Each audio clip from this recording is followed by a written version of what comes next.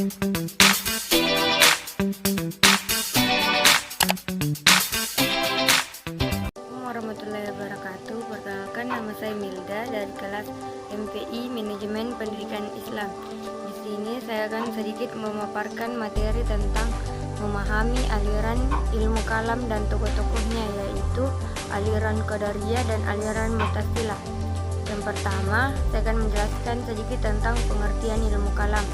Ilmu kalam dalam bahasa Arab bisa diartikan sebagai ilmu tentang perkara Allah dan sifat-sifatnya. Oleh sebab itu, ilmu kalam bisa disebut juga sebagai ilmu usuluddin atau ilmu tauhid, ialah ilmu yang membahas tentang penetapan aqaid, diniyah, dan daulid atau petunjuk yang konkret. Yang kedua yaitu latar belakang ilmu kalam. Munculnya ilmu kalam menurut Harun Nasution dipicu oleh persoalan politik yang menyangkut peristiwa pembunuhan Utsman bin Affan yang berbuntut pada penolakan Muawiyah atas kekhalifahan Ali bin Abi Thalib. Dan persoalan kalam yang pertama kali muncul adalah persoalan siapa yang kafir dan siapa yang bukan kafir. Dalam arti siapa yang telah keluar dari Islam dan siapa yang masih tetap Islam. Dan pengertian Qadariyah. Secara bahasa, Qadariyah berasal dari kata bahasa Arab qadara yang mempunyai arti kuasa atau mampu, ketentuan atau ukuran dan menyempitkan. Sedangkan menurut istilah adalah kelompok yang menolak qadar atau ketetapan Tuhan, yaitu kelompok yang tidak percaya adanya ketetapan Tuhan terhadap segala perkara. Perkiraan aliran ini, setiap seorang hamba Allah Subhanahu wa Ta'ala adalah pencipta bagi segala perbuatannya. Dia dapat berbuat semena-mena atas sesuatu atau meninggalkan kehendaknya sendiri. Latar belakang munculnya Qadariyah yaitu Ibnu Taimiyah mengemukakan sejarah timbulnya pemahaman ini. Qadariyah muncul sebelum pemahaman Jabariyah. Paham Qadariyah muncul pada periode terakhir sahabat atau bahwasannya ketika timbul perdebatan tentang qadar dan ketetapan Tuhan. Para ulama salaf dan para imam telah membantah pendirian kaum Qadariyah. Menurut Ibnu Nabatah, seorang ahli yang penulis kitab Syahrul Uyulun, mengatakan bahwa orang yang mula-mula mengembangkan paham Qadariyah adalah penduduk Irak.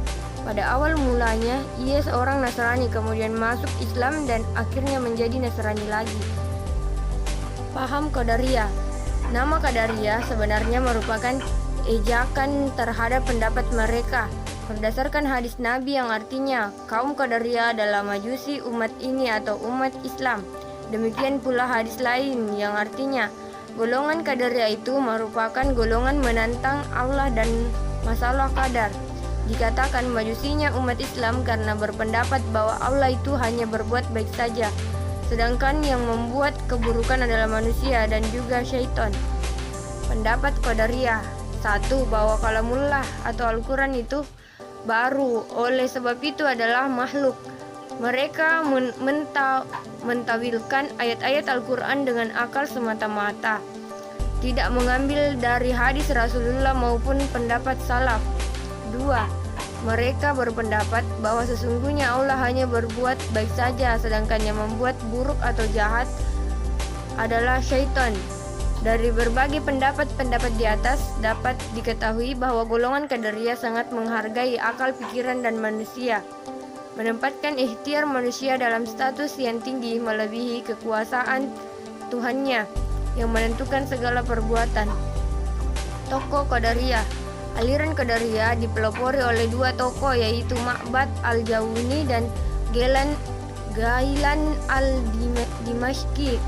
Ma'bad al-Jawni adalah seorang tabi'in yang baik. Ia memasuki lapangan politik memihak kepada Abdul al-Rahman ibnu al-Asyiyah, gubernur Sajistan, dan menentang kekuasaan Bani Umayyah.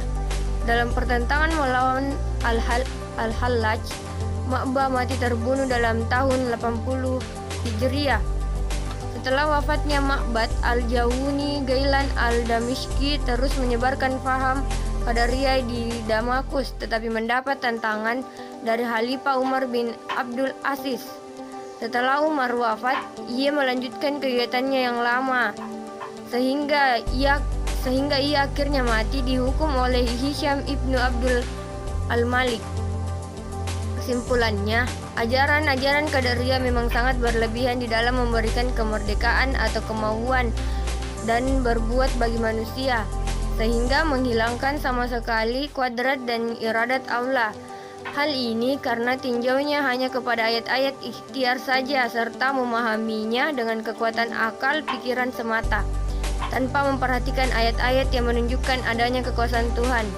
Apabila meninjau ayat-ayat Al-Quran secara menyeluruh, kiranya tidak akan berpendapat demikian. Yang kedua yaitu pengertian paham Mu'tazilah. Pengertian Mu'tazilah berasal dari kata idzal yang berarti memisahkan diri.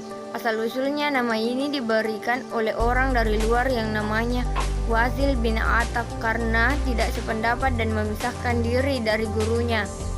Hasan al-Basri kemudian disetujui oleh pengikut Mu'tazilah dan digunakan sebagai nama dari aliran teologi mereka. Latar belakang munculnya Mu'tazilah. Dalam sejarah, Mu'tazilah timbul berkaitan dengan peristiwa Wasil bin Attab dan temannya Umar Amri bin Ubaid dan Hasan al-Basri sekitar tahun 700 Masehi. Wahil termasuk orang-orang yang aktif mengikuti kuliah-kuliah yang diberikan oleh Al-Hasan al-Basri di Masjid Basrah. Suatu hari, salah seorang dari pengikut kuliah atau kajian bertanya kepada Al-Hasan tentang kedudukan orang yang berbuat dosa besar atau murtajib al-kabair. Mengenal pelaku dosa besar, Khawarij menyatakan kafir, sedangkan Murji'ah mengatakan mukmin. Ketika Al-Hasan sedang berpikir, tiba-tiba Wahsy tidak setuju dengan kedua pendapat itu. Menurutnya, pelaku dosa besar bukan mukmin dan bukan pula kafir, tetapi berada di antara posisi keduanya, al-manzilah baina al-manzilatani. Tokoh Mu'tazilah banyak sekali, tetapi sebagian saja yang disebutkan, yaitu nampak jelas perannya dalam perkembangan aliran Mu'tazilah dari berupa pikiran maupun usaha lainnya yang berkaitan dengan Mu'tazilah. Di antara tokoh-tokoh tersebut antara lain adalah 1. Wahsy bin Atha al-Ghazal. Kedua, Abul al-Husail al-Allaf.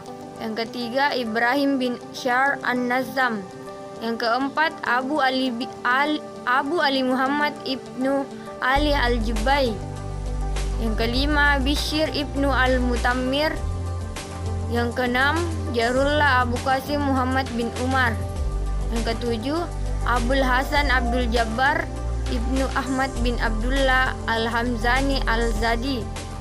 Ajaran-ajaran pokok aliran Mu'tazilah adalah At-Tauhid atau kemahaesaan Allah, Al-Adil atau keadilan, Al-Wa'ad wal Al-Wa'id, posisi di antara dua posisi, Al-Manzilah bainal manzilatin, yaitu posisi di antara dua posisi, Amar ma'ruf nahi mungkar, yaitu menyuruh berbuat baik dan melarang berbuat buruk. Kesimpulannya dari Mu'tazilah yaitu Mu'tazilah berasal dari kata idzal yang artinya memisahkan diri.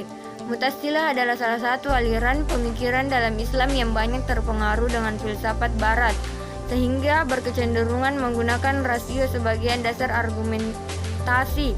Aliran Mu'tazilah muncul kira-kira pada permulaan abad pertama Hijriyah di kota Basrah atau Irak. Menurut Al-Maz'udi disebutkan Mu'tazilah berasal dari pendapat mereka yang mengatakan bahwa orang yang berbuat dosa besar bukan mukmin, juga bukan kafir, tetapi mengambil posisi di antara keduanya, yaitu al-manzilah bainal manzilatin.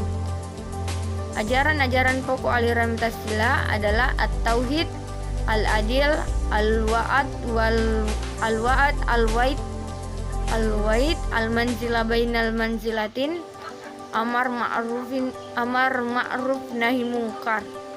Itulah tadi penjelasan dari aliran-aliran Mu'tazilah dan Qadariyah. Terima kasih.